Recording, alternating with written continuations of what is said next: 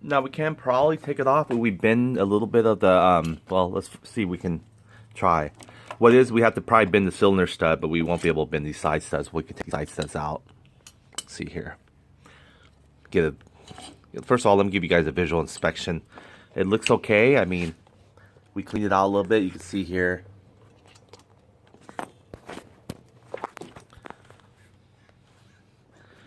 See, there's no really bad damage to the valves. The pistons is clean as well. It says 63 millimeters on there. There's no chips or anything like that. Go underneath it. Get a better angle there. See there. So that's clean right there. Coming all around. So a visual inspection says it looks really nice. So look at that right there. See, from this side you can see the piston. I kind of wiped it a little bit from any debris from the gasket or anything like that. So we just did a wipe the moisture. Moisture is probably actually from the motor oil, gets in a little bit, or gasoline sparking. And by the way, if you want to see the spark plug, how far it is actually dipping into the cylinder head, you can see it right here. Let's see if I can get in. Sorry, it might be coming upside down a little bit because the camera's angle is hot. See, there it goes. See the spark plug? That's how much far is actually coming into the cylinder head. You can see our exhaust port is clean. Let's see if I can really get in there with the camera anyway. Yeah, I can't get any more in there. But yeah, you can see it's pretty nice. It's all clean in there, all the valves and stuff. So in order for us to probably take it off, we could possibly do that. One thing for sure is we'll have to, push down on this. So we'll push down on this a little bit. We'll take the studs out first. This first stud right here. See if we can push it out. There we go. One less thing to get out of the way, huh? There's two of them. These are your cam chain studs. A lot of scooters will fit a 54 millimeter or 57 millimeter, but sometimes the side cam chain bolts are off by a centimeter. So you definitely want to inspect these as well to make sure these are actually the same alignment. Only way to do that is actually get yourself a gasket, a GY6 gasket, and then pretty much put it on there and see if this actually will fit it. So that's the only possible way to really tell. So, because the gasket alignment won't lie to you, the GY6 gasket. See that copper spray one we did? So let me go ahead and take the other one out. Eating it out here. See if it hits anything. No. Yeah, it's hitting the rail here. Right there. See that the top of it? It's not wanting to come out. So we might have to either lower it or wait before we. Okay, there we go. So we lower it. We got to get a little bit more out from the bar here, but not much. So what that means is we'll probably have to push this forward, push that cylinder back in, and let's see if it extends enough for us. There we go. We can take it out now. So kind of teeter-totting around. Put that in there with all the collections of the dowel pins and everything. All right, let's see if we can bend it. I'm pushing it down. That way it gives us a little bit more clearance here from the bar. You can see there. Almost skidding right there. So that means I can probably pull it out if I really want to. But it'll bend the cylinder studs a little bit temporarily. And we could probably do it and then really give a good visual inspection. So let me see if I can forcefully do it. Now getting it back in might be another challenge. So that's why I hesitate to do it. But okay. Since we're not going to really go for it, let's go ahead. Well, supporting here. I don't want to crack the cylinder head. You can get a visual inspection, see how things are right here. And then what you can do is just clean everything up. Making sure, kind of come from the bottom. My arms aren't that long. Let's see that little indent there for the exhaust is smaller than the intake right here on top. Sorry. Clean the exhaust here. Much smaller than the intake on top. Okay, so the visual inspection, it looks really good. There's no damage on the cylinder head, nor there is any damage on the piston. And the chain, it's okay. All we're going to do is we're going to break the chain somewhere along here. We might be able to put the cylinder head back in and then grab the chain. And then we'll cut the chain from here. That way we can extend it. Give it a little bit more lesser pressure on the camshaft. I'm not sure why the chain, the 96 is supposed to be meant for it. The only thing we did was we installed the Hoka 2.5mm stroker on there. That's the only thing we did differently from the SSPG kit. So careful, a lot of moving parts, so you want to lift up. Okay, so this might be enough here to cut the chain. So we just gotta be really careful when we're cutting it. The tool that we're gonna use right now, I'm gonna show you, so we can actually start. We're gonna break the chain. Now we did a visual inspection. Everything looks good. We can keep the gasket there, cylinder gasket. We cleaned it around. The strap of metal might have been due to maybe just the casing itself. There's some parts that need to be shaved off, but it wasn't complete. So I'm hoping that's probably what it is. Okay, so you're gonna watch me break the chain here. I'm gonna use a tool, the Posse tool. I'll share a little bit about this tool here. In fact, let me talk about it a little bit before we start. Okay, the chain breaker tool here, what it does is, one of them, it's gonna be for extracting it. The other one is gonna be for breaking it in. So we're gonna go ahead and start. I'm gonna show you here. So this is it right here.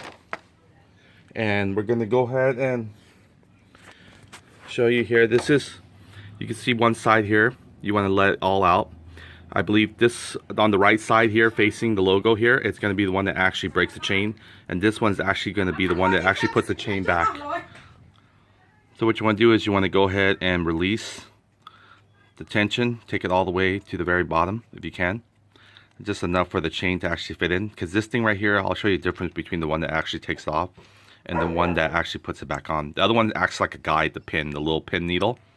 This one actually is the force, because it stays there. It's more stationary. It's not going to retract. See this right here? I can push my finger in there. It's not retracting up. Now with this one here is a different story, because it's actually going to hold in place. It's just going to help guide it while you're driving the real pin that's going to be inserted in here. Well, it's not really inserted. It's very smart because it doesn't take the pin all the way out for you. So because it's a very pain in the butt to align a pin and try to put it back in there. You almost have to hammer it.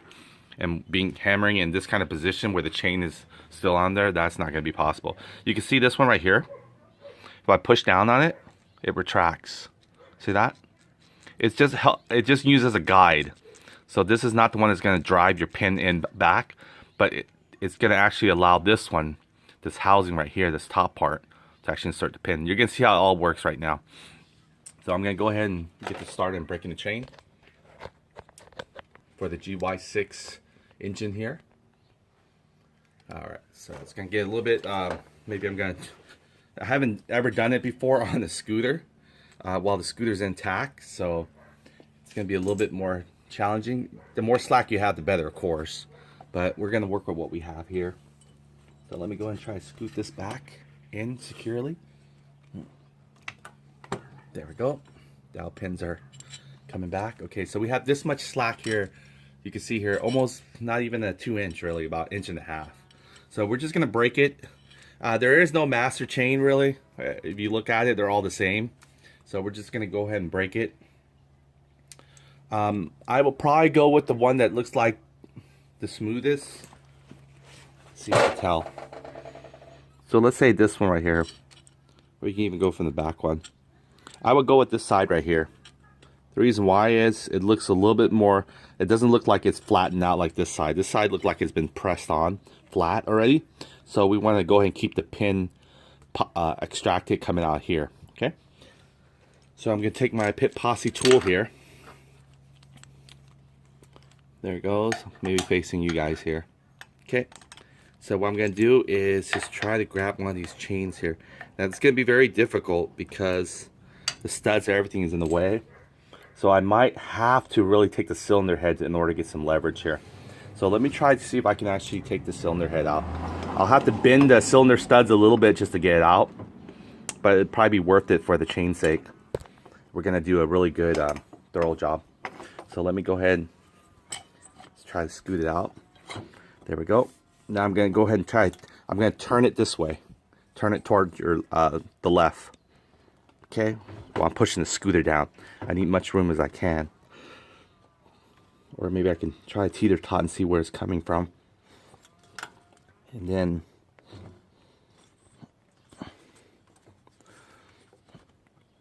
yeah, it's going to be bending a little bit.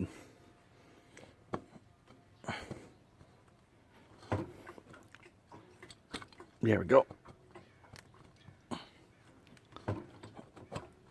Walking it out a little bit. Now I gotta walk it back in the same way. Okay. Let you know how far. Actually, you know what? It's out here already, so we might be able just to do it from a bottom part.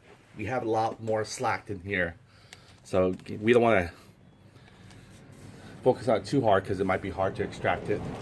So you can see here, it's already dropping from the bottom here, so we can probably get started breaking it.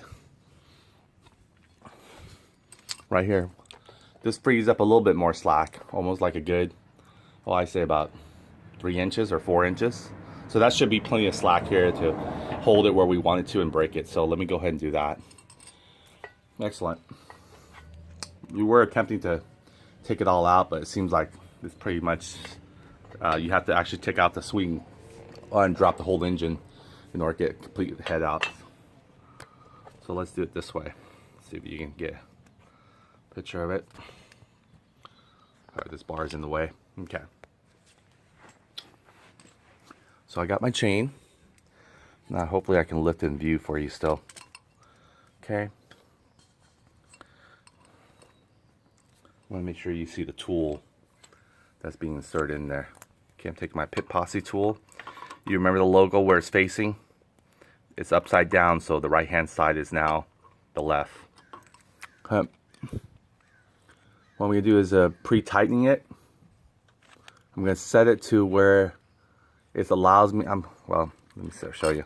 I'm going to set this right here, just enough for the chain to be in the middle. It actually has a little insert groove where the chain actually fits in. You can see here, it has a little, see there, a little sort of pivot slot right there. That's for the chain. Once you get in there, the chain actually comes into place. It has to be almost like good alignment for it to work. So it's pretty smart, I think, in that side. Let me go ahead and get that one taken care of.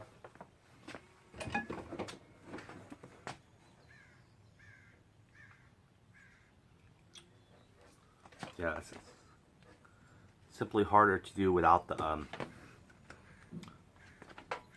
extra needed slack there. But we can break it from here now.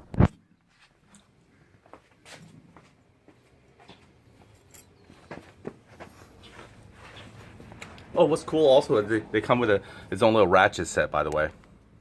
I'll show you the ratchet set. Here you go. It comes with its own ratchet set. I don't know why they gave it to you. It's not like we can't find an 8mm, you know what I mean, 8mm socket. It comes with a socket, and it feels really nice too on it. It's got a nice grip to it. It teeter-tots from clockwork, you know, counter clockwork, reverse lefty-loosey, righty-tighty, with just a little click like that. And that's kind of supposed to drive this right here. So that's why we want to angle it, or we can also get this in there, which we can.